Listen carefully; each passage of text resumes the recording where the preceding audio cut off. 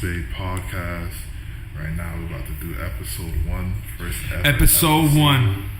First ever episode. I here with the boy Raymond Hanson. The man. Respect. Put some respect on it. We're gonna put some respect on the man's name, son. The ever so talented, the amateur rapper. The ever so enigmatic rapper. No, amateur rapper. Keep that same energy. Keep that same energy. Alright, amateur rapper. Yes. But he'll get up there. He'll get up there. Yeah. You ready to blow up, so you better get on the bandwagon. There's still space on the bus, so There's a lot of space actually. There's a lot of space. There's only maybe 2-3 people on it. He's exaggerating. There's way more people heads on the bus. There's way more heads on that bus. But hey, get on it. So today we're gonna talk about. Hold on, my bad. Pardon me. But let's do some promotion for our Instagram. Follow us at Call It a Spade. Is there any underscores in there, bro? Call It a Spade. You can search it up. Call It a Spade. You'll find us. The first one is call _it _a _spade. Yeah, there's a lot of shit too. There's a lot of shit. But if you search up Call It a Spade, you'll find us. You'll definitely find us. Find our icon, our logo on the picture. So let's look for the card. Yeah, we're look for the card. It's a big ass spade on it. And then if you go on the page, you'll see a picture of 2 handsome gentlemen. Yes. You know what I'm saying? The more handsome one is me, of course. And light skin shit, right? Light skin, you know what I'm saying? So yeah, definitely right off the bat, you already know it's light skin.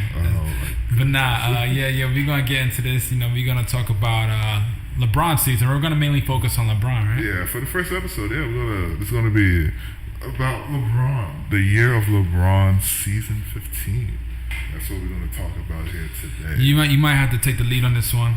So as I'm here. I'm gonna talk. You know what I'm saying? I'm gonna give you my opinions and shit. But you always come with the facts and shit. So there's been a lot going on with LeBron.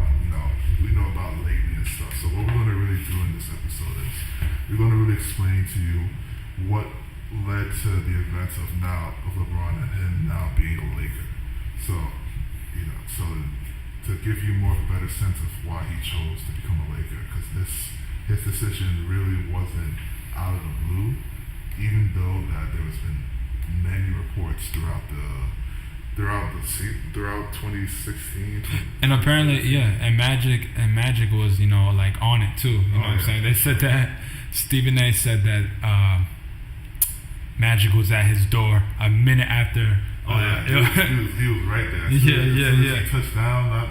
That dude was there that night, ready to come to the Lakers. There's no point of doing anything else but coming to the Lakers. But real quick, why would he be reluctant joining the Lakers? I know some reasons, but just to shed some light on it, what were some reasons that he wouldn't join the Lakers?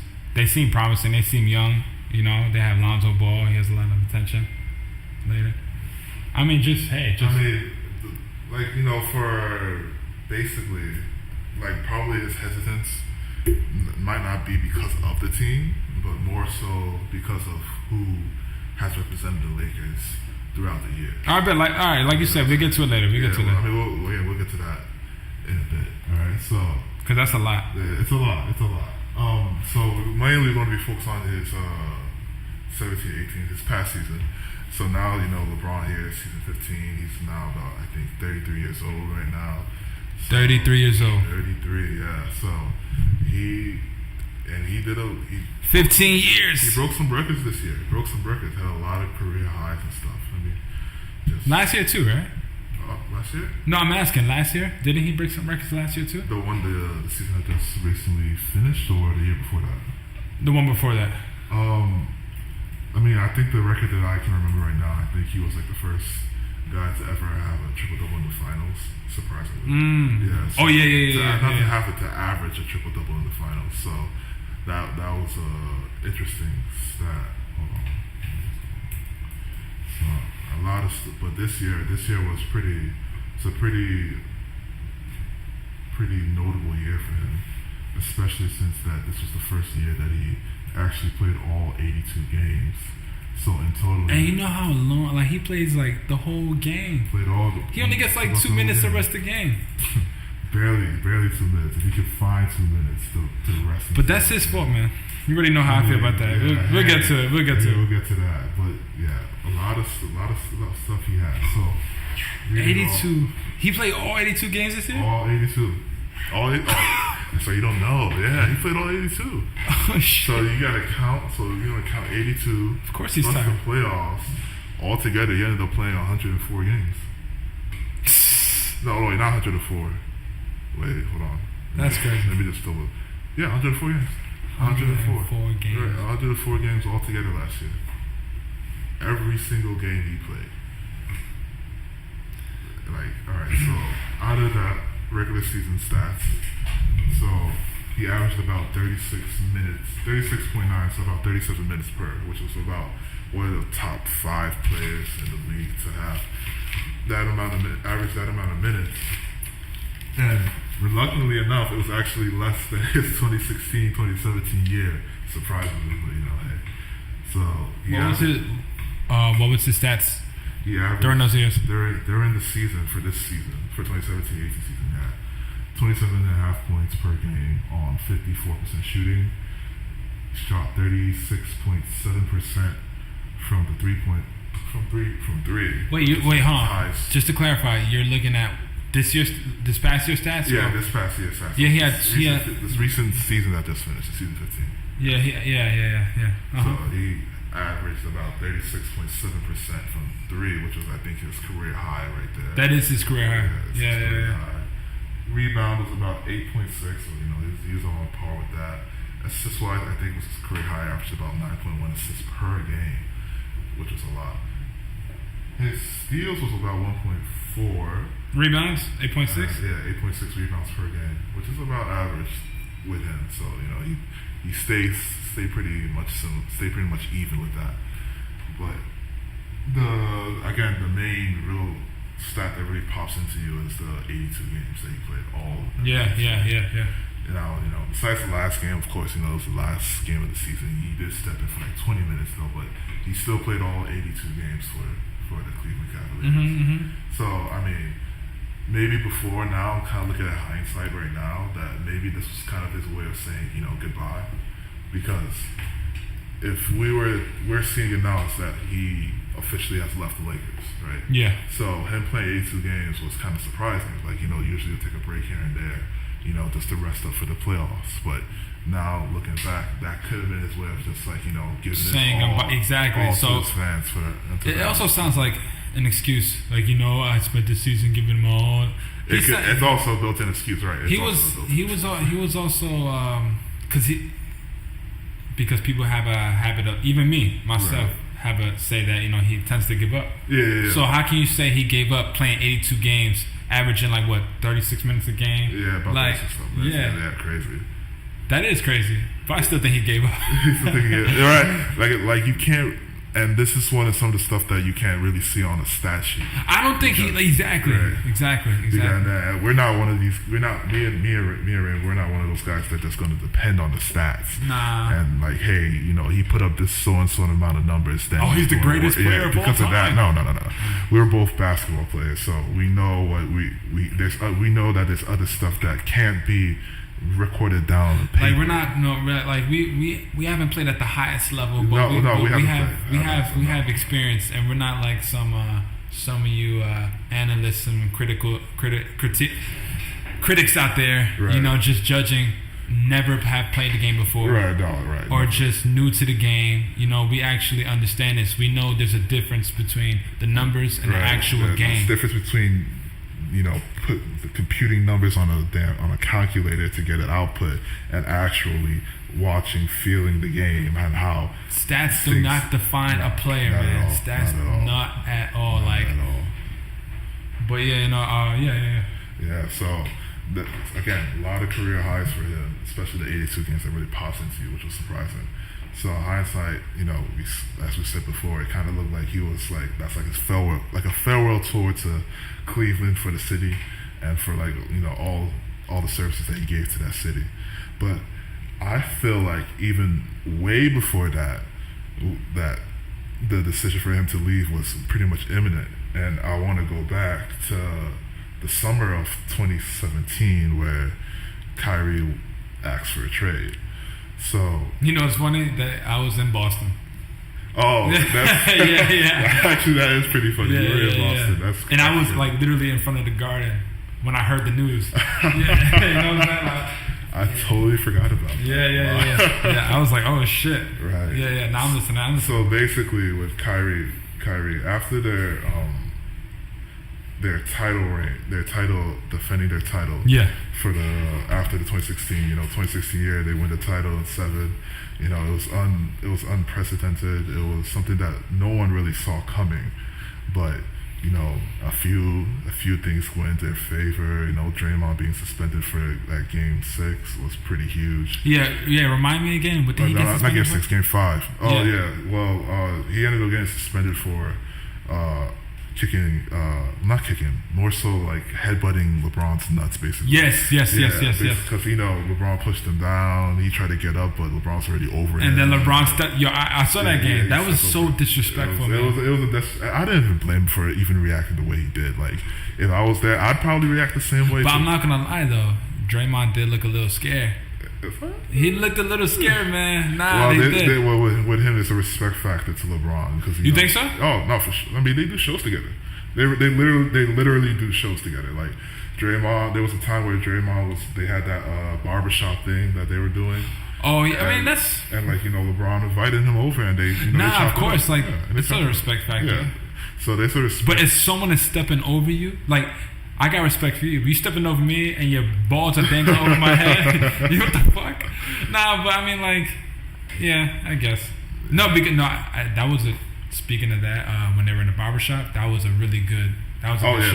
That was I loved it. It was educational. You know what I'm saying? It was educational. Yeah, it gave people that didn't really know too much about the league and how it works. Some insight about it. Everyone was black, right? In a row? Just about. That's what I loved about it. Oh, right. It could be just one person, but I'm pretty sure just about everyone was black there. Just about. Yeah, right? Yeah. You had a lot of businessmen in there. They're all businessmen. They were business They're not just athletes, man. It wasn't just athletes. There was like musicians, guys that worked the business aspect of the basketball sport itself. Other guys that represented I think what's his name, Maverick Carter, who's the owner of Undisputed, and he was there too. A good close friend to LeBron as well. So, which by the way, that's another thing. But I got you. That's another thing. I got you. Yeah. So we want to start off with that. So they come in after their win from 2016. The 2016-17 season that passes by. About Durant going to the Warriors and that season was basically a foregone conclusion. We all knew that. Yeah. Especially when they played against Cleveland in the finals that year and beat them in 5, which we all know that they could have easily swept them. But they beat them by 5. And that's what Kyrie did. So during that season, he ended up that series, the final series with the Warriors for the first year that Kevin Durant was there, he ended up averaging a triple-double. So that was the first time in the history of the sport that anyone at all averaged a triple-double in a final series.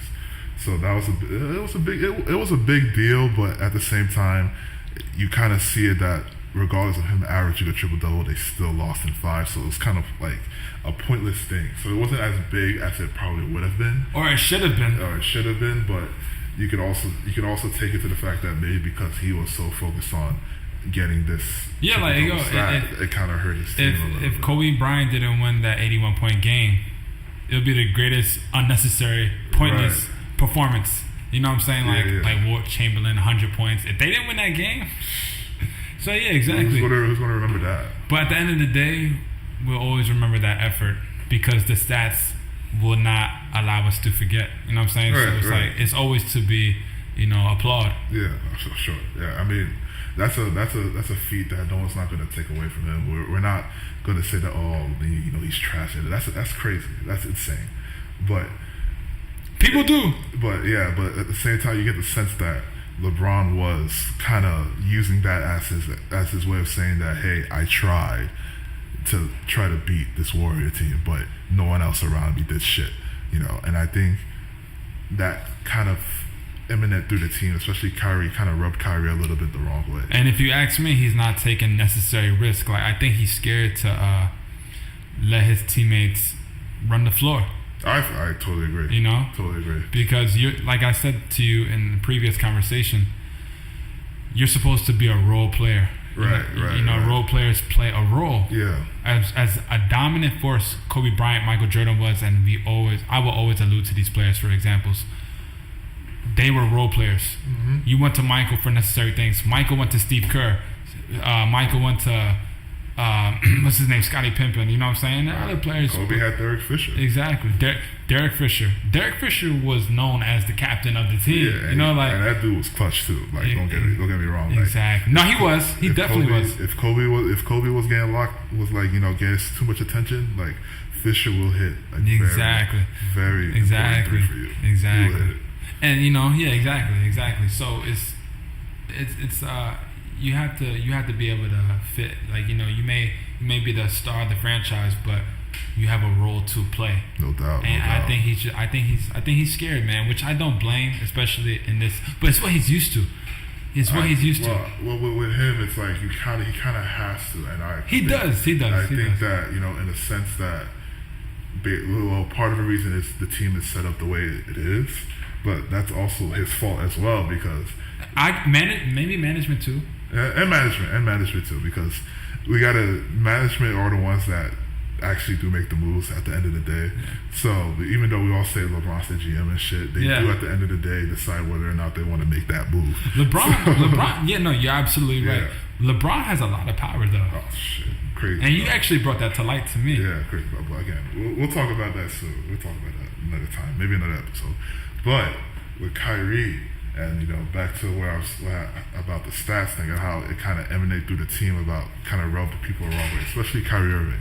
So I think that even before trade talks happened, I think there was some sense of like resentment towards LeBron on Kyrie's side of the table. No doubt, but you know why, right? Oh, I mean, you know why? Right? Oh yeah, for sure. So you know, there was some resentment. Even before that, and there would be reporters coming to him asking about LeBron this, LeBron that. Like, like, you know, how, you know, you're the new LeBron James sidekick. Yeah. You know, I think even before, even when he got drafted to Cleveland, you know, Kyrie said, "I don't want to be LeBron James. I want to be Kyrie Irving." You know, like, he doesn't want to be in that light. Right. He knew better. I think he made the right move, but sure. no, I'm listening. Oh, for sure, but like, we listening, bro. Yeah. So later on, there was reports that came out before during the off season, where it said that there was a time where LeBron, I forgot what year it was, but LeBron wanted Chris Paul. You know, and Chris Paul is very close friends with LeBron James, and he is also one of the top point guards in the league. I don't know why people don't respect that. Definitely respect that. Not Raymond. You of all people know about Chris Paul. You got to put some respect on that man's name, man. He really does his thing. It's just that the man just doesn't have the team sometimes, man. He really doesn't. Nah, I love Chris Paul. He's smart, bro. Nah, he's not. He's the man. I think he deserves more, man. There's a reason why they call him the point guard for something. There's a reason for that. He has an old man game, man. He had an old man game since he came into the league. literally had an old man game. Nah. But like, I love Chris Paul. At first, when I was younger, I was a little more arrogant. Yeah. But no, I've always had respect for him. I like him. I do like him. I think he deserves more. Absolutely. That's why I heard when I saw this year that he got injured on 2 games before for the last two games of that series, man, against Golden State. That was disappointing. So close. That was so close. That was so disappointing. And to see him not to be able to at least come off one of those 2 games, man, that hurt. That hurt a lot. But before that, there was, I forgot what year it was, during the time that LeBron was there, so the first 2 or 3 years before. But my bad. I don't think it would have made a difference. I think they still would have lost. I think maybe if Chris Paul was there and LeBron. As a matter of fact, no, you're right. LeBron does respect him a lot. He might have alleviated some of the. He would have. No, he would have. No doubt. He would have. So some of the assignments and some of the ball control and some of the what game was it? Controlling the offense. He got hurt. What, during this year? Yeah, it was in the playoffs, right? Yeah, he got hurt at game 5. Yeah, no, you're right. No. I'm thinking of something different. No, I think they would have beat them. Yeah, they would have beat Golden State. No, I think they would have beat Golden State. I was pretty sure they had him. No, me too. Because that was a great series. Yeah, that was great. That was a great. You noticed it around game 2, game 3 that Houston picked up their defense a lot. Playoffs were good this year. It was pretty solid. It was pretty solid this past year. But you realize with Houston, they picked up their defense a lot, and they were really forcing Durant to actually be Durant of OKC, where he took so many shots. He doesn't have to be. Dropped 43 points on it. Well, yeah, because they were covering everybody else. But you see, they were covering everyone else. You see exactly, but he has no choice. He had no choice. He has no choice. But he's still playing a role. Yeah, he is. Yeah, he's and still playing a role. that's LeBron. He doesn't step back. Kevin Durant can step back. Right. You know what I'm saying? But their types of styles demand different things. So I totally get it. Like different teams, different dynamics, different players. Yeah. But what I'm trying to say is, he could be a role. He can go into a new organization and be a role player. Why can't LeBron? You know what I'm saying? But LeBron is not surrounded by stars. You know what I'm saying? And that's how I feel if that trade went through with Chris Paul for Kyrie, when Chris Paul was still in LA. I think that he would have at least allowed Chris Paul to at least do his stuff. So which means he would have alleviated a lot of the ball handling, some of the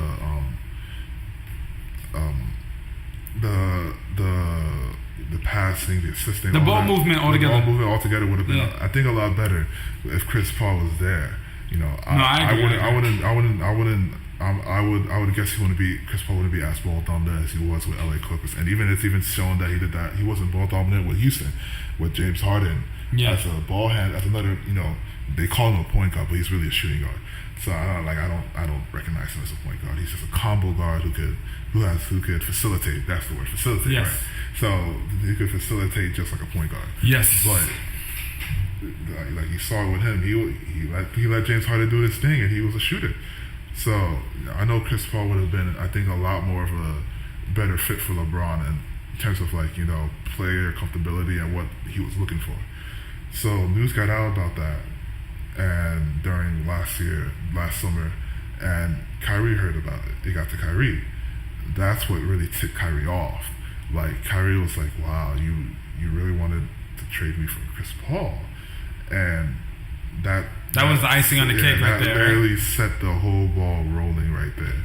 So Kyrie Irving went to management for Cleveland, asked for a trade. So that was disrespectful. Yeah, I mean, it was a disrespectful thing, right? But so he went up to management, asked for a trade. Now Cleveland, and this is where it gets interesting. Cleveland still had Kyrie under contract for 2 more years. So Kyrie couldn't move until the end of the 2019 season, where he could become a free agent. So they didn't really have to make the move that they did, but because of the fact that there was a lot of pressure going on with the Kyrie Irving trade, and with Kyrie Irving putting a lot of pressure on him, to the point where he threatened to have season-ending surgery. He still had knee problems from a couple of years ago that he injured during the finals. He was threatening the organization that if you don't trade me, I will leave and have season-ending surgery, or you guys won't play, which is bad because it hurts them as a team, because now they have this big piece that's not there anymore, and they're wasting money. And wasting money. They wasted a spot. They can't fill that up. They can't trade him because he's injured. So there's a lot of stuff that goes down with that as well. So some of the teams that Kyrie wanted to pick, because they asked him about it, was at the time it was San Antonio was on it, New York was on it. I think he wanted to go to Minnesota. I'm not sure he wanted to go to Minnesota, but he wanted to go to Milwaukee as well. So these teams were, I know he wanted to go to New York as well. these teams were like, people were kind of baffled about it because they weren't like teams that he would be necessarily the main star there, but he'll have someone like maybe help him out as well with the potential like star power. Like there'll be another player that he could play with. Do you think Kyrie Irving has a problem with? I'm always talking about this. Taking a step back. I think he showed he didn't have a problem with it this year. I think with Boston, he was injured too, right? But when he got injured during around like late March, early April. So actually right. So he was there for a good chunk of this season. No, you're right. Yeah. And he showed that he could step back a lot. If you even look at some of the numbers that he has, like he technically was with LeBron too. Like he was. I don't think he took a step back, but he was forced to. He was forced to because of who LeBron was. This year he took a step. This year he was more. I feel like more balanced. I think I also felt that he played the way he wanted to play. He looked really comfortable. He looked more comfortable. Looked more like at ease, more grounded with his playing.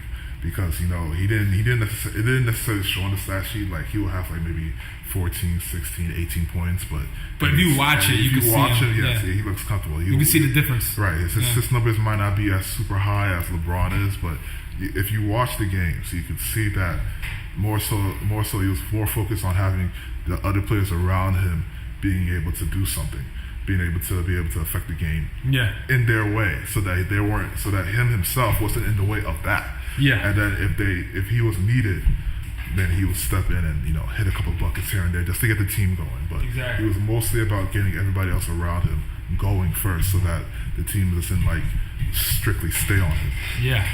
So that the opposing team doesn't strictly like lock in on Kyrie, and then if they do, then who else is ready to take that load off, right? So now I think that he showed that he could step back more so, I think, in Boston than he did with LeBron in Cleveland. Totally. So that's definitely it. So another thing that was also added to the domino here was the firing of the general manager David Griffin. Now David Griffin was, if you don't know, was majority of the manager during the tenure of LeBron coming back to Cleveland, and he was the one who helped get that all situated back around 2013, I believe. Mm-hmm. Yep. Yeah, back around 2013, he helped. We were balling, man. Yeah. Actually, 2013 you left. You went to college. 2013 I went to college. You went to college. Yeah. No, then it had to be what's 2013, right? Yeah. The summer of 2013. No, it had to be 2014. Was it my senior year of high school? Right. Was it?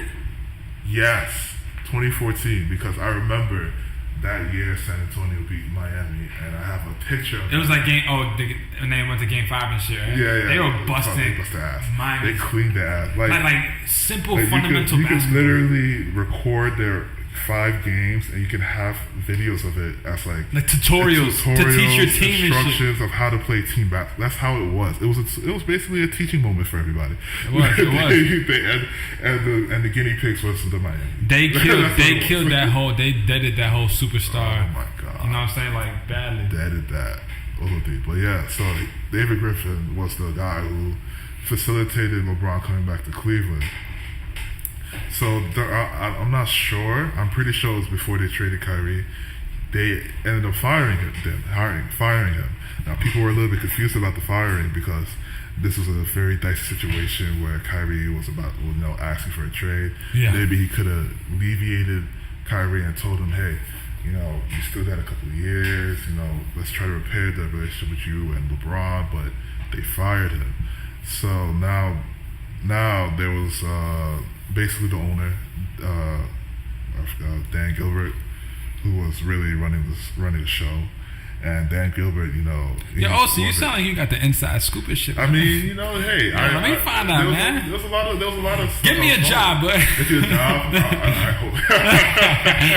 I'm just Dan Gilbert, so Dan Gilbert was the one basically running the show, and Dan Gilbert is this egotistical owner who thinks that he could run an NBA franchise. Yeah. It's obviously been proven that he couldn't ever since LeBron left. So Dan Gilbert's the one really running the show, and and then later on, a couple of back and forths here and there, some petty stuff on social media, back and forth between LeBron and Kyrie. It ended up making their trade, and they traded Kyrie away to Boston Celtics. And in exchange for that, they ended up getting Isaiah Thomas, Jay Crowder, Cedric Osman, and a first-round pick. So, at first, people thought that Cleveland, got the win out of that pick because of Isaiah Thomas. He averaged about 30 points a game almost, and he was one of the main, if not the leading scorers during the fourth quarter. They called him Mr. Fourth Quarter that year. But besides before that, the trade for Kyrie to Boston was like people felt was highway robbery. Like I even thought that was highway robbery. That what the GM for I think Danny Ainge for Boston Celtics did. He really pulled a heist over there because at the time Isaiah Thomas was still injured. So he definitely did, yo. He was still injured. He definitely did. Isaiah Thomas was injured. Jay Crowder was somebody that he didn't want anymore. That there was writing on the wall that Jay Crowder was going to be the odd man out. Yeah, you're right. Yeah. He definitely did. Crowder was going to leave. Cedric Osman was somebody they drafted. I think the year before. I think they were just probably. So maybe Cleveland was. Where else would a Kyrie have gone? I mean, there was San Antonio. There was a trade for Kyrie in Phoenix for Eric Bledsoe, who. No, Eric Bledsoe. I remember when he came out, man. He was. I fuck with him, but I don't think he's. Not as a human being, but as a player, I don't think he's worth it. I don't think he's. I feel like the Cavs didn't think that either, but there was a trade for him, and Eric Bledsoe is also somebody that LeBron really likes to have on his team as well. As, as a person, as a player. He's good. Yeah, he's good. He's all right. He's definitely good. And I think there was another trade for Paul George, who had his own fiasco too in Indiana, where he was like, "Oh, I'm trying to go to LA," but and when that was known, Indiana was kind of tight about that, but and ended up trading to Oklahoma City. But there was a trade for Paul George with combination of Eric Bledsoe that would have had Kyrie go to Phoenix instead, but that didn't go through because. So it was like a three-way trade. Basically a three-way trade that would end up having both Bledsoe and Paul George in Cleveland, Kyrie in Phoenix, and then Indiana will probably get some like picks or whatever. And a random player, so. Nah, you can see my face. Yeah, exactly. Like that wasn't a good deal for them. It's not good for Kyrie. Oh, I mean, the thing was, and here's like the. My bad. That would have been fine for Cleveland, don't you think? Cleveland would have. They had Bledsoe and Paul George, so that would have been fine. But some of the story and the narrative was that Kyrie wanted to have his own team, right? Yeah, that was he wanted to be away for LeBron. Yep. And try to prove himself that he could actually go and win a title by himself without having to be under LeBron's shadow. But even though I don't understand, like I understand his motive and his goals. I mean, I understood it right away. As soon as he asked for a trade, I understand why. Like but look, Kyrie, he was a big reason why LeBron got that ring, man. Well, I mean, against Golden State. He's definitely one of the, if not the huge reason why he has a ring. Reason, right? Maybe the reason why he has a ring for Cleveland. Yeah. Him, and Kevin Love low key too. Like Kevin Love played. Kevin Love too. Kevin Love played. He don't get that much love. Defense that last few seconds against Steph that made him miss that shot at the end.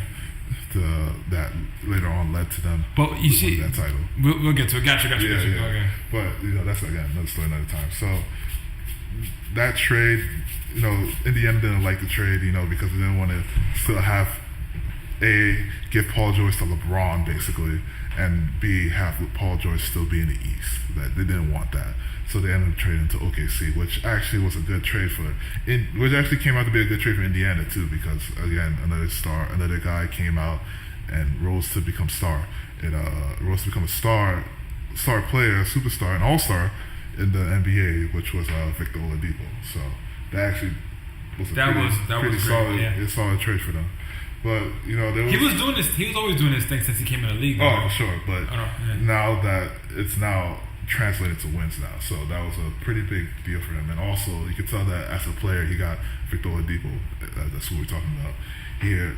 As a player, he got very, very much more skilled, much more better. He seemed faster. He seemed more confident in what he was doing than previous years. So he's a star. yeah, If you ask me, he's a star. Sure. Like, I mean, he was an all-star this year. So. Not literally only in basketball, but if I'm right, if this is the same player, he sings and shit. Oh yeah, he sings. Yeah, yeah. he's talented. Yo, I'm not going front. Like, he's a talented dude. How tall is he? He's like 6'4" or some shit. 6'4", 6'5", something like that. Yeah, so he's like my height. Yeah. I'm a big ass dude. Don't worry about it. But yeah, so there was a few trades for him, but the Boston trade, I think people think that was the best that Cleveland could do, but in hindsight, they Boston really like stole Kyrie from them, and then people. Now you guys know about the season that Kyrie had with Boston. They were the number 1 seed for a long time, and until Toronto took over late. But later, but that domino fell for LeBron leaving Cleveland. Later on, around maybe a few weeks ago. Yo, LeBron be shitting on teams. Yeah. He be shitting on teams, man.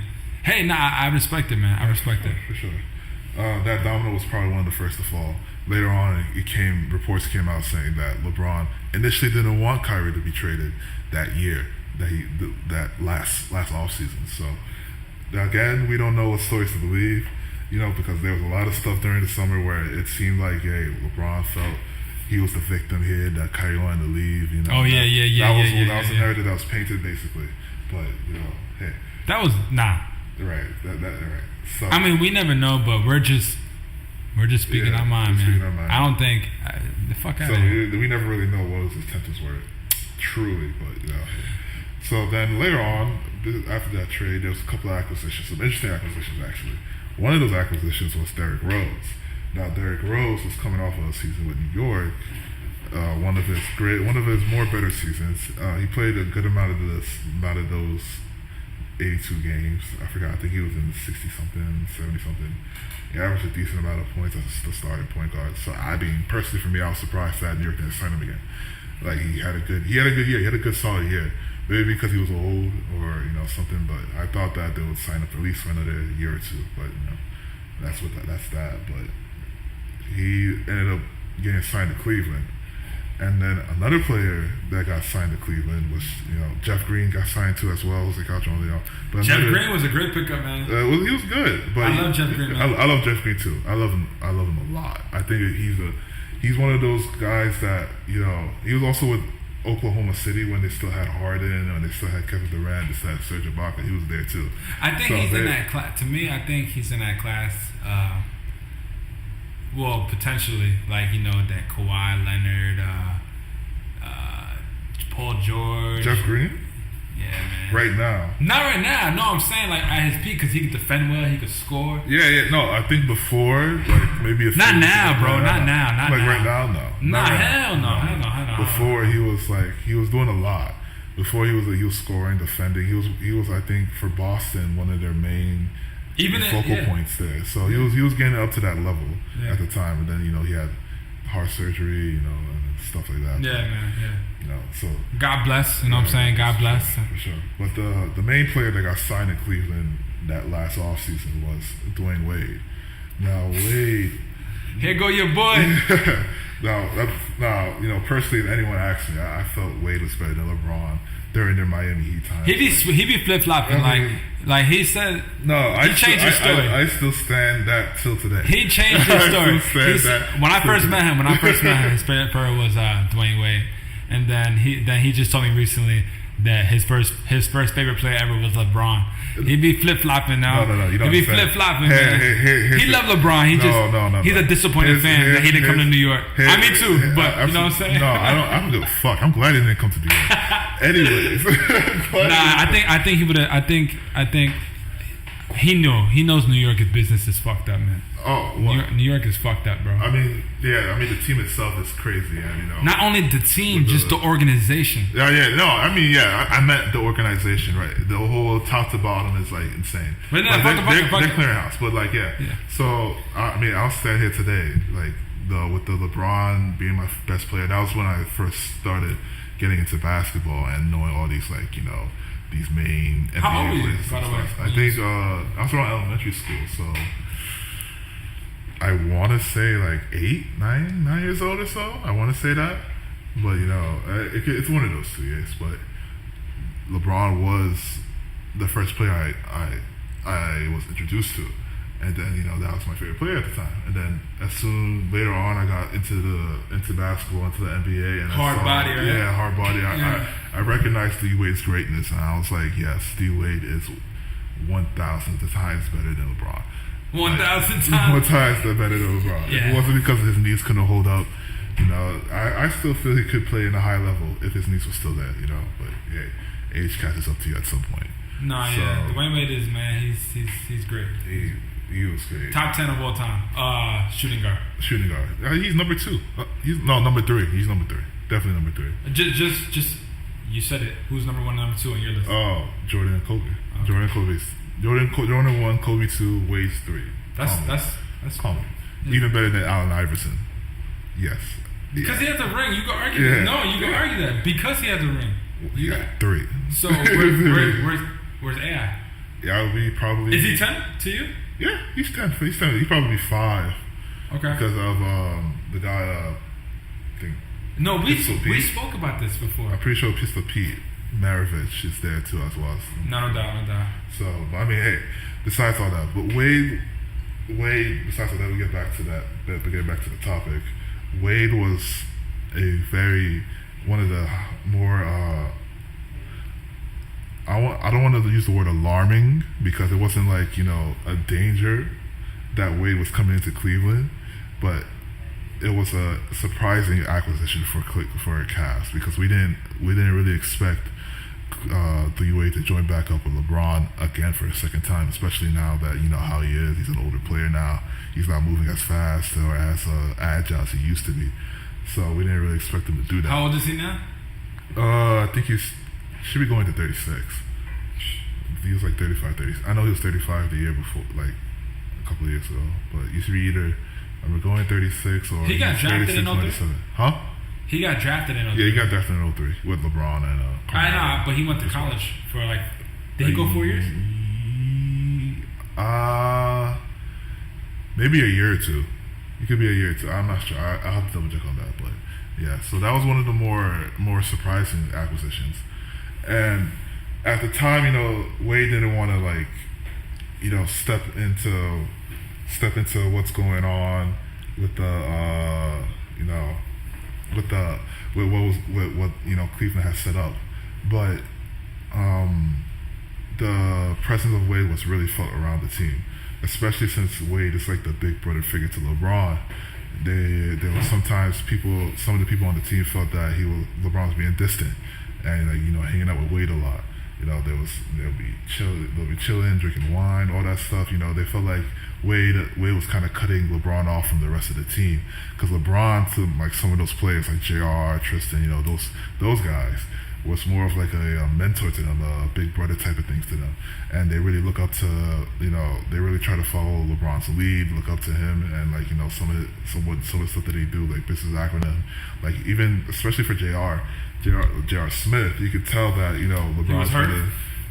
I mean, not initially hurt by what Wade was doing, but you could tell like that LeBron was a big influence in his life because now J.R. surprisingly is married, by the way, and he has 3 kids. He's more of like a more he seems more grounded now than usual.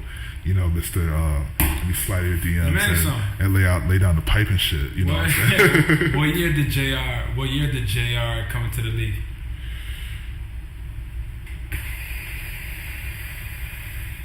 I'll look it up. I'll look that up.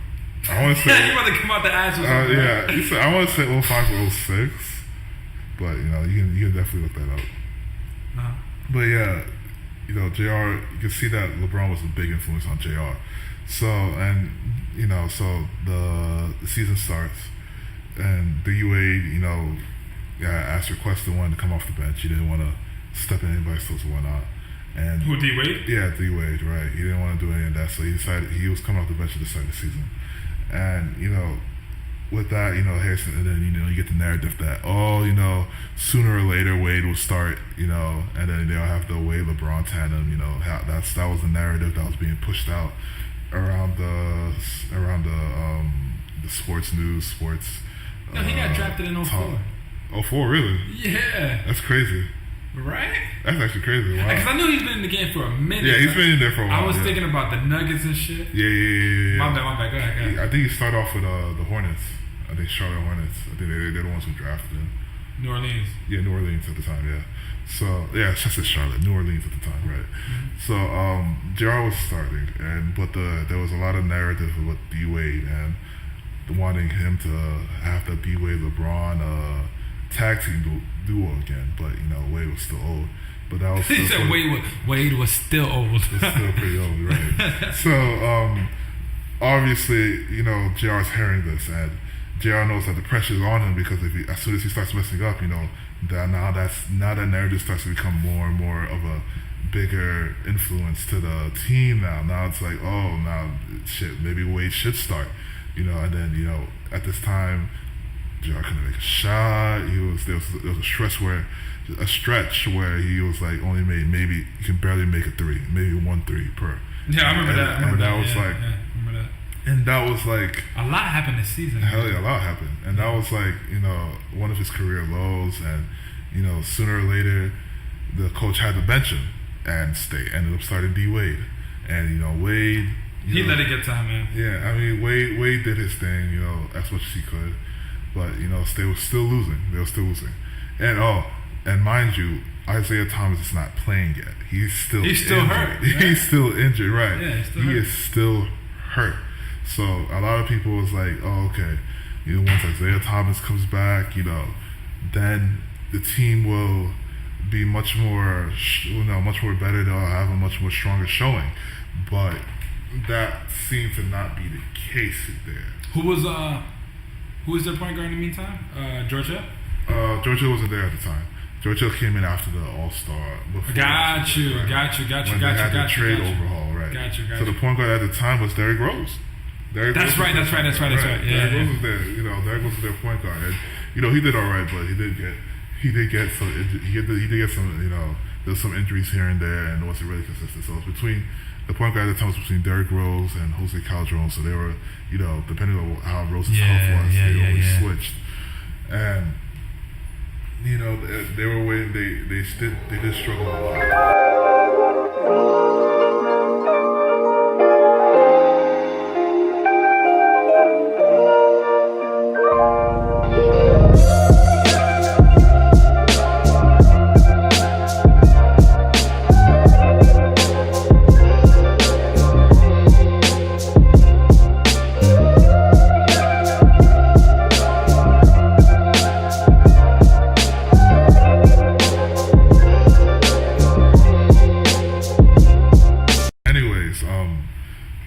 D Rose and Kyle Jones would rotate their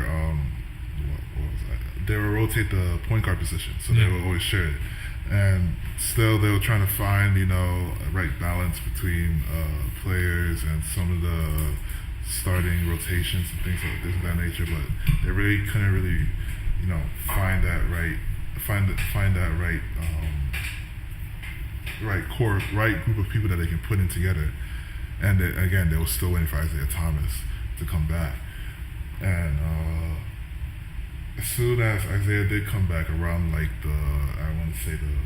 forgot when, but around the December, the Christmas time, you could tell that Isaiah was still not completely there. It's like Isaiah? Yeah, Isaiah Thomas. So he wasn't really completely there. Who is after injury? I mean, he had a hip injury, so that's a pretty big thing, especially for him at his size at 5'9". Usually he uses his hips and his legs as, his way of exploding, but you can tell, he wasn't explosive. His shot wasn't really going down, too, as well. And with playing with LeBron, he wasn't getting enough touches to still, try to get himself going. To get into rhythm and shit. Right. So you could tell that it wasn't, Isaiah Thompson was a good fit for Cleveland. And that, in turn, with his struggles, also led to them losing more games than they should have. So, in order to still be able to still compete in the East, by the way, because now the narrative was like, Cleveland wasn't getting out of the East. So to still be able to compete in the East, they needed to huge overhaul of that team. And to everybody's surprise, they managed to get that. So they ended up buying out D-Wade because D-Wade apparently was now a locker room problem for Cleveland. And they bought him out. They ended up also buying out Derrick Rose. No, Derrick Rose got traded to Utah. Isn't that some little baby shit, man? Don't you think? What do you mean? I mean, in a sense, I understand you don't want anyone, no matter who they are, coming to the team and disrupting like chemistry and shit. But it's like, do you think he was you think he was intentionally trying to? No, I don't think so. I don't think he was intentionally trying to like separate LeBron. So why you don't think any of them decided to like ask him or talk to him about it as opposed to making like whining and being a bunch of girls about it? I mean, losing does bring a lot of that. So a lot of the whining, a lot of tension and shit, and stuff. So I mean, the last thing you want to do is like, hey, like, what are you doing? And like try to confront somebody because of that.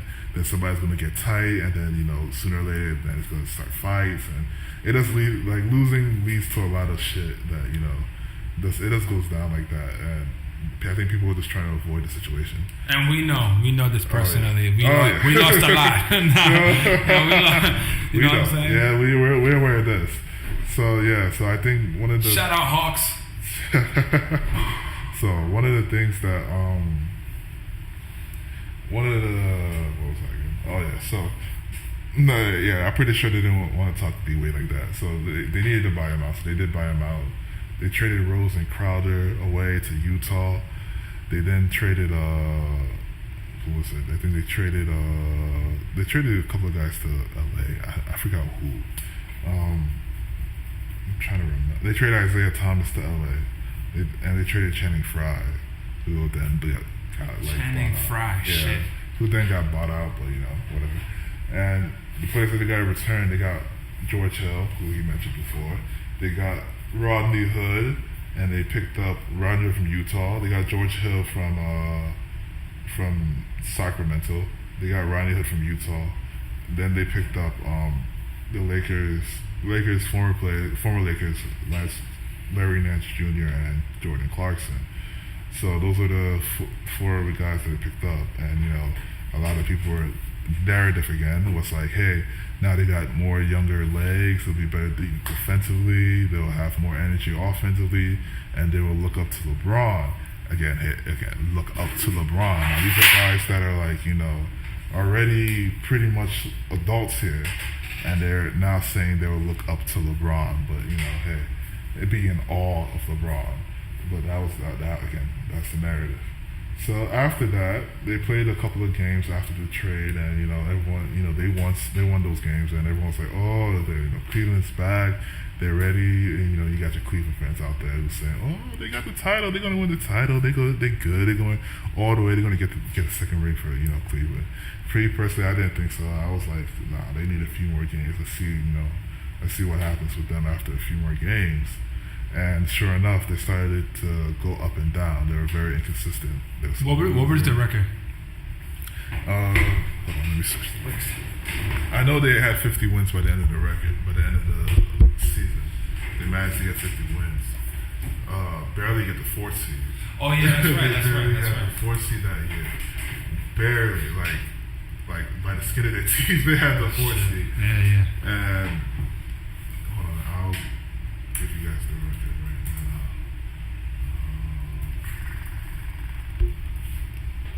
You got a nail clipper? Yeah, man. Comes in handy? Oh, absolutely. You don't even got the small one. You got the big old giant one. Right. So yeah, their record ended up being 50 and 32. Just 2 shy over Indiana, and yeah, they barely had 50 wins. Out of all of that craziness, all the overhaul change, the change of the roster, some of the stuff that happened during the year, they still ended up finishing 50 and 32, 4th in the East. All right, so heading into the playoffs, I personally didn't feel that as though Cleveland really had a shot. I thought they were at least with the trade, now they're gonna at least struggle in the second round and probably get down to the second round. That was my prediction. But obviously the playoffs happened. They had a tough 7 games with Indiana, which Indiana could have easily won any one of the games that they lost, but Indiana at the end didn't come through when they needed, so LeBron made it. Then Toronto, I had a lot of hope for Toronto. I really, really did. Nah, man. I thought this was the year. I thought they were going to do it, but the last couple of times with Toronto and Cleveland faced, they got swept. So that was that. And then the Boston game, people were really anticipating the Boston series between Kyrie and LeBron. That's Kyrie, LeBron, Boston versus the Cavs, but Kyrie was injured, way before the playoffs started. Wasn't going to make it. Even though I know, and even he did an interview recently that he said that he really wanted to play that series. He just couldn't. The knee surgery happened, and he break. Who would have won if Kyrie was there? I think Boston would have won. They went all the way to 7. Boston and the Cavs went all the way, so without Kyrie there, without Gordon Hayward there, their 2 main players weren't there, and they went all the way to Game 7 of the conference finals. Damn, LeBron fucking up his chances, man. Right? I mean, shit. Yeah, that's what people were saying. Oh yeah, and then obviously, my thought was obviously and they still almost beat them, man. Like without them, without those 2, Boston's a problem, man. Boston's going to be a humongous problem in this season coming up. LeBron, LeBron has a lot now that not trying to jump the gun, but all he had to do was worry about the East. Now he has to worry about the West, man. Shoot, like I said, yeah, okay, we'll come to that later. But with Boston's gonna be a problem this coming season, like a huge problem. You still got faith in Toronto? No, not at all. Not at all. And recently, actually, funny enough, as this is being recorded, just a few hours ago, we actually found out about Kawhi being traded for DeMar DeRozan, straight up. And mark the date. What's today's date? 18. So July 18. As of today, Kawhi Leonard is now a Toronto Raptor, and DeRozan is now a San Antonio Spur. So obviously they wanted a new That's change. Crazy. Yeah, obviously they wanted a new change. Some people was like, DeMar it really sucks for DeMar because LeBron is like his kryptonite, and he can't run. He can't seem to stay away from LeBron James. Yeah. But hey, I thought that was pretty crazy. But it's obviously that Toronto felt that DeMar wasn't couldn't get the job done for them. So they took a chance with Kawhi, who wants to be in LA still, but they took a chance to see if they could convince him to stay after next year when he becomes a free agent. But the playoffs was crazy. Boston barely almost wins that, but LeBron pushed through just so that he could get swept in the playoffs, swept in the finals. So we don't know how good that was. Nothing beats a try but a failure. Exactly. So to wrap up, since we've been going on for a while, the Kyrie trade, the start of the season struggles D Wade being there, Isaiah Thomas's hip injury still wasn't fully 100% there, and him struggling. So now there was no second man that he could depend on that could take some of the load off of him, especially from the scoring aspect of it. And then you have the struggles again from after the season after they had the whole entire trade with 3 or 4 different teams to get Hill, Clarkson, Larry Nance, who else, and Rodney Hood. Those guys didn't really live up to the expectations that was placed on them by sports teams, sports media, the team itself. They didn't really live up to the hype. And then of course the finals and the loss and the sweep to Golden State. All of this, plus the 82 games that he played, all of this led to this moment right here, where he decided to opt out of Cleveland, become a free agent, and join the Los Angeles Lakers. Now, from my opinion, I felt that move going towards the Los Angeles Lakers was him saying that his legacy in the league is done. Like, it's set.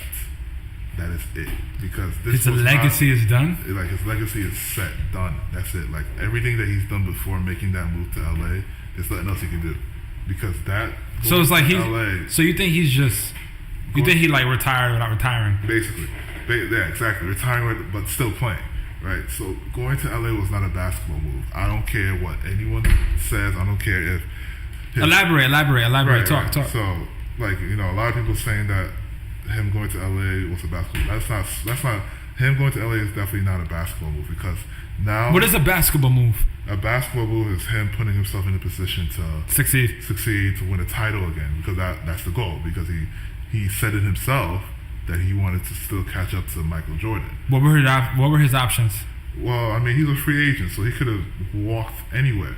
A lot of people, personally, I would have loved to see him in San Antonio, because that would have forced Kawhi to stay. That would also mean that he has also given up the power of being this sort of dominant, destructive figure to coaches, because he's gotten a lot of coaches fired in his past. But you can't do that shit with Greg Popovich. Like that's not gonna rock. So that means you. Shit, yeah, that's right. That plays a big decision too. Yeah, that plays a big decision. You're not gonna do that shit with Greg Popovich. That's not gonna rock with them. The Spurs organization. It's not rocking. It would be a horrible situation. Right. It's not. That's not gonna rock at all. So that would have mean that he would have given up coaching and let Greg Popovich coach him the way he wants him to be coached. He probably could have helped them. I thought that was the best place for him to go. They would have won maybe another couple of rings if they. Like I said to you before, people say that he's just waiting for his son. Yeah, some people say he's waiting for his son. If his son makes it to the league. If his son makes it to the league, right. So you know, he had San Antonio, he had Houston too, but I didn't really see the Houston fit, because there's a similar player in Harden that's there, so that didn't make too much sense. Some people said Philly. Philadelphia was an interesting choice. But I thought that there's not enough shooting for him because he needs shooters, because he's a driver. And you got another player that's kind of like him already as it is, but can't. Which is who? Ben Simmons. Ben Simmons. Right, Ben Simmons. He's like him, but no, I get you. Without a jumper, basically. Yeah. Like he won't shoot for shit. He really won't shoot for shit. LeBron without a jumper. Yeah, basically LeBron without a jumper, because he won't shoot for shit. Yeah. So the LA move, again, wasn't a basketball move, because now he's a Laker. He's going to have to see Golden State Warriors 4 times now, and because they're in the same division, and go to the Western Conference to try to now beat Golden State to be able to get to the finals, instead of meeting them in the finals like he's done the past 4 years. He's going to have to go through Golden State to now make it to the finals. Which what are the considering all the odds, what are the positives of going to LA? Positives, I mean, you know, career-wise, he could expand his career after basketball, you know, and I think... career-wise as in basketball career-wise? As in basketball career. He could, no, as in career-wise in terms of, like, life after basketball, basically. Like you're talking about in terms of business and shit? Yeah, business stuff. That's what a lot of people say, like, he had to go in there for business. Right, I think that's probably one of the main reasons, too. I think, you know, and it's good. Recently now, you see a lot of players now are putting their money in different, you know, other areas of business, other areas of practices and studies and stuff like that. There's a word I'm looking for. What's the word? But basically businesses, right? So they're putting their money on it, investing, you know, trying to set up their future after basketball. And I think that's pretty good. So like show the young ones that, hey, you know, basketball isn't just the only thing. You know, there's other stuff you can do, and you know, you can still make a good living out of it, which is an important message. So that's a very important message. It's a very important message, because you know, sometimes basketball doesn't work for everybody. You know, so you have to average amount of years for players, for the average player, 3 years, right? 3 years for an That's a very good. It's a very good point. 3 years for an average player. If you're not a superstar, you're not the one getting the security that, or the crazy amount of money that these guys are getting. You know, you're just you're not going an added piece. Yeah, exactly. You know, so there's definitely the business aspect. Of course, family. I think his son moved over to high school over there to play over in California. I know his wife, you know, wanted to go to Cali, to warmer area. That was also pretty much reported, as well as him having a few houses up there as well. So Yeah, so there was a lot of, and then, again, people were reporting this like the whole entire season of this that just passed, saying that LeBron to the Lakers was going to happen. So, again, it wasn't too much of a surprise for me, but what that told me was that he was done chasing Michael Jordan. I think he was like satisfied with what he's accomplished already. Because to tell me that the team that they have right now, even with the trades and the signings and all that stuff, was going to go up against Golden State and beat them, I don't think so. So you think he gave up? On chasing Jordan, yeah, I think so. You don't think he still wants a ring? I mean, everyone wants a ring. I mean, that's why you play. Not a lot of people like to get a ring is It's ambition, man. Like you have to have a strong drive. Oh yeah, for sure. And we can't say LeBron doesn't have it, but I'm not gonna lie. Like it hasn't been. I mean, as much as I criticize him, it's not easy being in his shoes. Like imagine going to the finals so many times and losing. Putting all that energy to get there and then lose. So it's like, shit, all right, fuck it. I'm going to go west, pack my bags up, get in the car, babe, we out. You know what I'm saying? Like, I would definitely, like, I agree. Like, can you blame him? I mean, like, I know I always say, you know, you have to develop a team, not just carry a team, but it's like, shit, even, you know how exhausting it is? Like you could see he's slowing down. Oh, for sure. He's getting better, like smarter. And this is where the stat thing comes in, because statistically he was like having career highs in a lot of areas in the stats. This year, you said. This year, right? This year, but if you really watch those games, you can see that he at least he's lost a few steps in terms of like. Literally energy, just energy. Yeah, he's not even playing defense anymore because he felt that the team needed him more on offensively, and he doesn't even play defense like that anymore. He looks more tired. Like he looks tired. They said it too. Like he walks up the court now. It's just you can see it. You can see it, right? But he's still like he can still get busy. Like oh my god, he can still do his thing. He's still doing his thing. He's preserving his energy. He says, you know, preserving and reserving. Right. You get what I'm saying? Yeah. But what are we to expect? I mean, it's year 15. Okay, so there's not a lot. Father Time is approaching him. Regardless, he's not going to play until like he's 45. That's not, it's not like he's like Tom Brady or anything like that. He's trying to play until 45. How old is Tom Brady? He's just 40 right now. He's still 40, about to hit 41, I think, and he's still playing football. You know, he's not him. You know, basketball itself, it's a whole body, so you're using your whole entire body to play that sport. I mean, football too. So, not as a quarterback. I didn't downplay the whole sport. I said not as a quarterback. Have you ever played football? Yeah. You know, you just started a conversation, man. Like, football quarterbacks don't do as much work as LeBron James.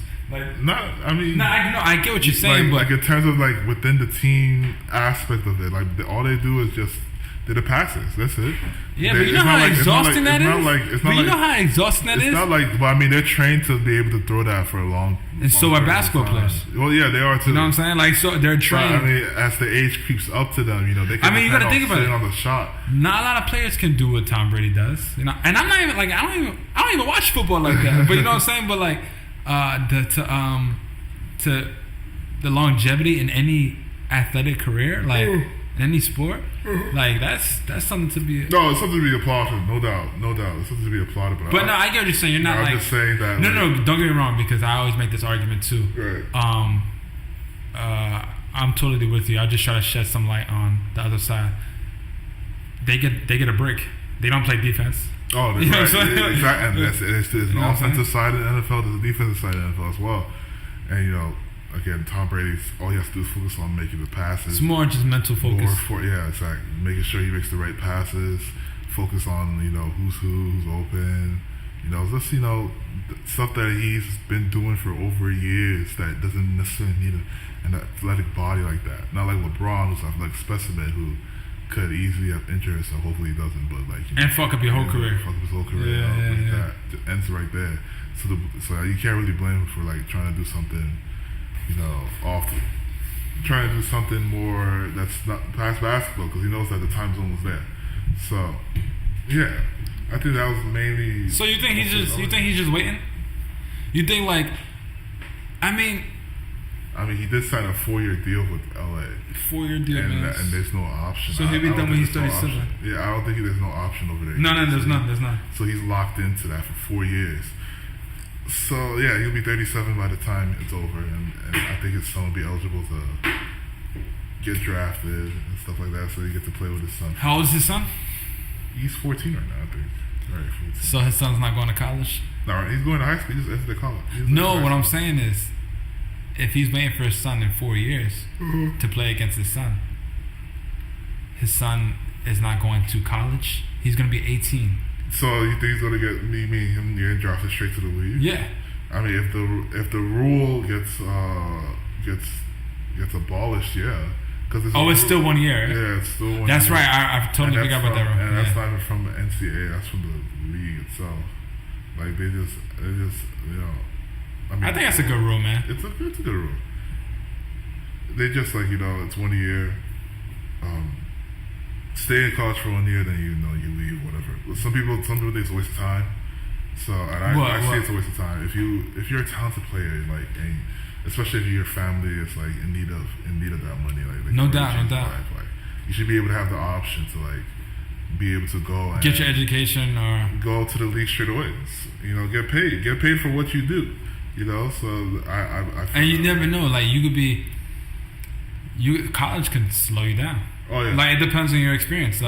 You may go to a team and it may not be right for you. Then you may not get the same looks like you did before. Right. That's why I feel like you should capitalize on a moment. But then you have people that think, that try to be more secure, which is fine. I think it's not a bad thing, but I agree it should be an option. Yeah, it should be. At least have the option there. It's up to you. Yeah, it's up to you. Because if this happens, if something happens, if you want to get into the NBA right after high school, but you have to follow the rule and go to college, and it doesn't work out for you, it's fuck.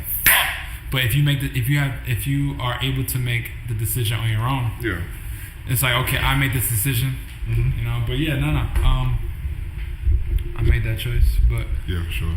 No doubt. How long have we been talking? It's been more than an hour.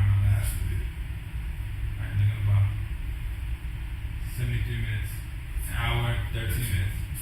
That's great. We're still going. So. Yeah, we're still going. Still going strong. Yeah, we're still going. Yeah, man. So yeah, that move really wasn't too much of a basketball move at all, and the implications for the league itself, now the East is basically dead in the water. There's only maybe 2 or 3 teams that are legit contenders, and the rest are lottery teams to put it lightly. The West is super stacked. It's extremely stacked, and probably could easily have 8 or 9 teams win 50+ games. Easily. Yeah. And then somebody's gonna be tight that they're not in the playoffs, even though they have 50-something win teams. But you got another team in the East who's probably only won 30, 37, 38 as a 6th seed. Man, the East is wild. The East is down right now. Yeah. So now that with LeBron moving could also bring up he's definitely shifting the game, man. Right. That brings up the conversation of having a 16-team playoff format, in where the top 16 teams play in the playoffs regardless of wherever they're from, East or West. So those teams that could easily be 10, 12 teams from the West and 2 or 3 teams from the East. Yeah. Easily. Yeah. So, that conversation pops up now because since LeBron's there. So, there's a I don't know, man. Man, if that were to happen, that'd be kind of whack, man. You think it'll be whack? Really? A lot of people, I'm kind of for it. We just had the Western Conference is basically the finals. I think we should try to build up the East, man, as opposed to But but these guys are all just walking out. So you're right. You know what I'm saying? What can you do? Most of those guys are walking out of free agency. This is not even them getting traded. There's some instances that they do get traded out, but these guys are just they're walking out of free agency. So how would it work exactly? So the system, the new playoff system. Oh yeah, basically the top 16 teams based off of record. So it doesn't really matter if they have the first 8 or 9 teams are from the West. those are the top teams in the that was just who has the highest record in chronological order. Right. In college. I guess that's not bad. It's not bad, no. Nah, that's pretty. Yeah. That's fair. Right. So for the number 1 seed will face the number 16 seed. 2 and 15, 3 and 14. You get the idea. So and then the last two would be the true best two teams that's 2 teams left, and they'll play for the cup, for the chip. So that's something that they're looking into. Yeah. For sure. Yeah. And it's kind of a little ironic too that they're also looking into the 1 year, the one and done rule too as well. Since LeBron's son's about to jump into the league. LeBron is a powerful man. Powerful dude, bro. Powerful. He dude. just that's another episode to explain that. He really utilized and capitalized on his hype, man, and his power. For sure. More than I think probably anyone. Oh, for sure, man. Oh, for sure. More than Michael. Definitely more than Kobe. Kobe was just a ball player. Man. Yeah, Kobe, those guys are ball players. No. Michael. I'm not. Kobe is a businessman too, but right. Michael his brand is forever. All right, for sure. I'm wearing Air Jordans right now. These are actually new. Word? Yeah. No, I know there's a new. Yeah, I bought these like a month ago. But those are Jordans? Yeah, these are Air Forces. Oh, okay, gotcha. Yeah. So I'm like, fuck. I don't support Jordan, by the way. Really? Why not? I mean, I'm just going off something I hear about. Like I heard that you put it out here, shit. No, I ain't worried about putting it out there. Nah, I just heard that he's racist, man. I just thought, really. Yeah, like he. I mean, I guess. Well, you also have to remember that Jordan himself doesn't necessarily own the Jordan brand. Like he owns like. He said he wants to promote it to, according to, I forgot what the article was, but according to an article I read, he doesn't want to. He doesn't. He wants. His sneakers are for rich white kids, not poor black kids. You heard about that? Yeah, I've heard about that. Right, and then he had an altercation with Chameleonaire. And then he was like, I don't fuck with you rappers. I don't fuck with you rappers. You amateur rappers. What happens to Chameleonaire, man? Chameleonaire, nah, he's doing his thing. He's into tech, man. Oh, that's in Silicon Valley. He was like the rap game don't have any money. Yo, same shit. Was it? You can make money and build on that. Even the same shit Donald Glover said. He kind of said that shit in Atlanta a little bit. What he said? Like in Atlanta, he was playing a role, and he was playing this role as like Michael Jackson. Yeah, we'll get to it. That's the second season, right? Yeah, the second. I gotta watch it, but that is the episode we are gonna have, man. Atlanta's a great show, we're pretty man. excited about that one. Yeah, that was gonna be a fun one, but. In one of the episodes, we'll explain more why the hell he's dressed up as a freaking Michael Jackson. But Paperboy. One of the things he was saying was that he get the rap game. People get into the rap game thinking about trying to make it big and all that, but like there's not really a lot of money in it. It's not sustainable. And that was something that he, I'm pretty sure, and he's also the creator for Lance. I'm pretty sure that's how he kind of. What the rap game does for you though is. That's why you could build a platform on it. Right. You could build your brand on it. Mm-hmm. It's great. You know what I'm saying? That's why these big time artists, Diddy would never stop dropping music. Diddy would never stop being in touch with the art, like with hip hop. Right. Same thing with Jay-Z. Right. Because as long as you drop music, it can promote whatever brand you're trying to get out. Yeah, so music is powerful, but it's not the most lucrative way. Like technology is. It always has though.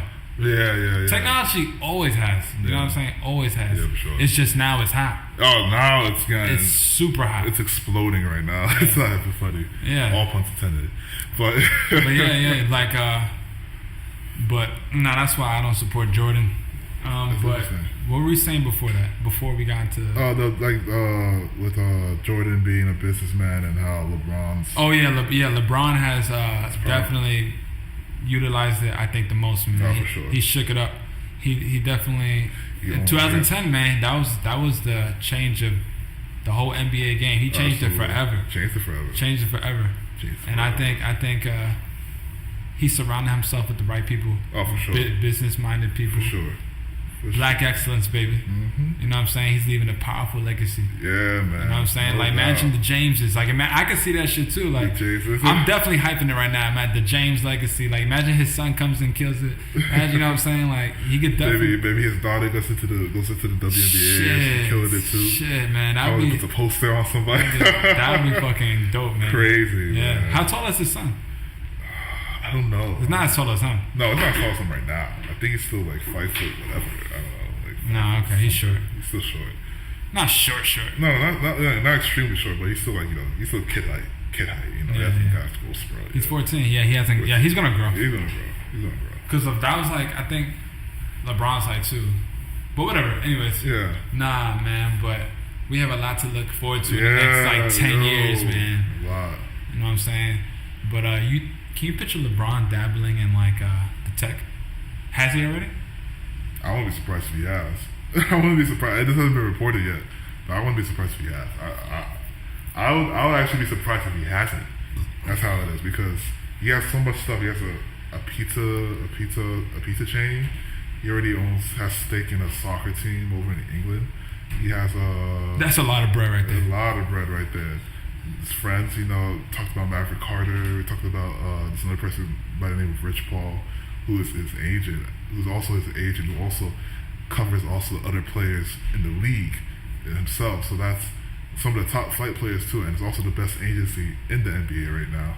So that's him too. What about my bad? Pardon me. You know more about this. You can answer this better than I could. Who's a bigger star, LeBron or Cristiano Ronaldo? Ronaldo's global. That nigga's Cristiano is fucking global. So and the popularity of the NBA is actually rising too. It's rising, but I know. Believe me, I know. But it's definitely rising. Yeah, even with the rising, like Cristiano's huge. Exactly, but what? Who's the next? Like, we had Michael LeBron. Kobe LeBron. Who is the next? Like, well, people are saying Kevin Durant. No, fuck that. I'm talking about like who, like the same shit, like with the same anticipation. Well, Kobe didn't really have anticipation, but I'm talking about Kevin Durant. He's been in the league for how long? Yeah, but I like here's the thing that people are saying. People are saying that Kevin Durant's going to taking the mantle, but like it's not going to hold it for long. That's the thing. Like it's going to be like maybe a couple of years before he loses the title. Because he's already like, right? Because he's been there for a while already. That's what I'm saying. Like and for me, that automatically cancels him out because I'm talking about someone who's gonna come that has high anticipation, high build up, high expectations. You know what I'm saying? Like who's gonna be that? Well, they still got Giannis Antetokounmpo, so you got him. You know who's nice? The dude in the Bucks, the tall dude, the Guadalajara. I forgot his name. That's exactly him. That's what you're saying? Oh shit! Exactly what I was saying. My bad. No. Yo, they said that he's It might have been you or my little brother that said it. He's just like he's better than Durant. He just doesn't have a shot or something. Right, he doesn't have a shot, but he's very, very. He's more aggressive. Like that wasn't you. Yeah. Yeah, he's very aggressive. Like he can literally stand in the 3-point line, take 2 steps, and he's at the rim. That's how athletic he is, and tall, long he is too. Yeah. So he's up there for him to take the crown. Anthony Davis is there too. Oh, Anthony Davis. Yeah, he's there to take the crown as well. Those are usually those two maybe that you hear. Kawhi at the time was there too as well, but he got injured, so people don't know if he's going to come back to form. I hope so, man. I fuck with Kawhi. Kawhi. I like Kawhi. I like him, man. I really do. Okay. I think he has a good game. Yeah, for sure. You know what I'm saying? Yeah. So now, LeBron's in the Lakers now. So those were. That was a very eventful season for him, and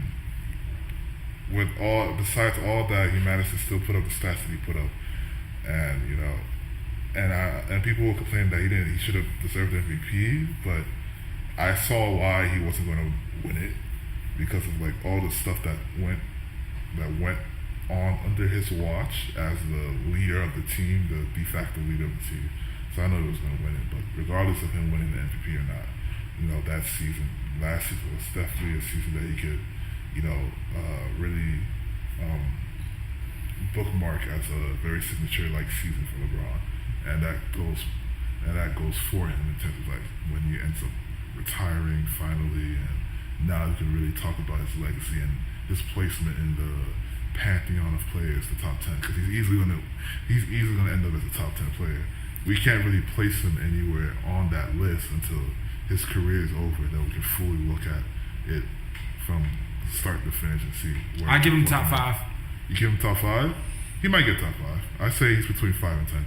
He'll end up being between 5 and 10. I think he's between 1 and 5. If he's between top 5, man, means 1, 2, 3, 4, 5. Not. Oh yeah. Right. You say you give him top 5. I say he's between 5 and 10. Right. So you give him the bottom of the 10. Bottom of the that 10 part. Right. I still feel like there's still other players that he still probably hasn't caught up to yet. And in terms of his dominance, but that's another. In terms of his dominance, yeah, right? Yeah, but that's another video, man. That's another video, right? That's another time. So yeah, that's the first episode. Yeah, we can wrap this up. Yeah, we can wrap. Let's wrap. You know what I'm saying? Yo, high 5. Yeah, bro. Let's do this. Finally. You know what I'm saying? Yeah, you don't know how long it took me to get this man out. I finally got his ass motivated. You know what I'm saying? Finally got his motivated to do something. I finally got him out the house. He finally got me out the house. Yeah, though. Jesus. Like I tried to get this to get on. Like I had the idea. He put in the work. You know what I'm saying? Exactly. You see, you got to stimulate your people's minds. You know what I'm saying? Like that's what you got to do. You know what I'm saying? You got to stimulate. I need to stimulate him, and I fucking did. It actually shocked me how much into this. yeah, because you were like, yo, this is a good idea, because it's your because you have a lot to say. Yeah, for sure. I was like, this is genius, man. Because I was like, man, I don't know, man, you should definitely do a podcast because we're gonna get more on social topics in the future. We're not. It's not just a sports page. This is culture. This is everything. We're adding. What we love, and we're just looking for our demographic. You know what I'm saying? Because I know there's a lot of people like us. Yeah, we're trying to reach our demographic as well as trying to spread it across other people that normally won't turn to like different people to like older people to hear certain stuff. So we're trying to reach people that we won't normally reach. So again, yeah, because my older brother was like, everybody does podcasts. Right. I'm like, but not everyone can reach somebody, and fuck that. Anybody can reach anybody, man. Yeah, true. You know what I'm saying? True. So it's like we're trying to reach as much people as possible, regardless of exactly. Normally around us, we're trying to reach as many people that we can reach. So. Yeah, exactly. So and this is just the beginning. This is our first episode. I think it turned out great. You know what I'm saying? I fuck with it. Yeah, I fuck with it heavy. Let me get the headphones, man. Let me get the headphones. I fuck with it heavy. Yeah, but this is. I like this a lot. Yeah, for sure, man. For sure. This was calm. Hold on, did you like the headphones? Huh? You like? Yeah, I was sure. Yeah, I took it off. I know. I was like, yo, take it, because I'm like, you're doing most of the talking. Oh yeah. So I'm like, it's nice to hear your own voice. Right, it's cool. Isn't that right? Yeah, it's pretty cool. Like I'll be rapping, I'm like, I'm like, well, that shit came out good. You know what I'm saying? But also here, it's a good amount of like reverb, echo. But, this is great, man. Let's just wrap it up. Yeah, this is Call It a Spade podcast. Sure. Thanks for listening. No doubt. Your host RHNOE, Ray Hansen. Osayuki Ehigie here, man. You know what I'm saying? Just the beginning. We hope you enjoy. And follow us on Call It a Spade, our Instagram page. And follow us on our personal pages too. Yeah, exactly. Mine's DieselMoney_21. Diesel. You can find me, follow me there. Yeah, exactly. And you can follow me at MH Theory, lowercase M, lowercase H Theory. That's my music page. You can check me out on SoundCloud, soundcloud.com/Mr. Hansen, MisterHansen. Check out my new song, Lights On. You will see it in the link before and after the video. Check us out, you know what I'm saying? I appreciate it. We doing things, you know what I'm saying? Sure. Something light, something light. We trying to get our foot into this, to the cash flow, you know what I'm saying? The cash flow is like a dam. We trying to break that down, you feel me? We trying to get that over here. That's why try to educate the people, open their eyes to new stuff. And not only educate, but be educated too. Same. Because we want to hear what you have to say. Absolutely. So there's going to be a time where we're going to ask the fans to, plug in and input their thoughts to the podcast and some of the stuff that they think. Exactly. Needless to say, anyway, we don't want to We don't want to come up ignorant like what we say is law. No, again, this is all our opinions, all how we view stuff. Hold on, but we do speak facts, though. We do speak facts. But yeah. How we view it from our lens. All right. So again, you can take it take it any way you want to take it. You can take it to heart. You can take it, as something you take it home to your mama, take it home to your shorty. You could be mad at us. You could, curse us out. But we don't give a fuck. We honestly don't give a fuck. We honestly don't really give a fuck. That's why it's called Call It a Spade. We're going to keep it 100 as much as we possibly can. No, not as much. Always. As much as we can. Always. Not even as He holding back, man. Always. He's holding back. I'm not holding back. Fuck out of that. Always keep it 100, for sure. No doubt. Appreciate y'all, man. No doubt. Yo, y'all take care. Have a great day. God bless. The sun, wanna glory. She pushed me on the counter, held that ass tight. End of story. Man, who am I kidding? She be playing hard to get, rubbing on my dick, but don't.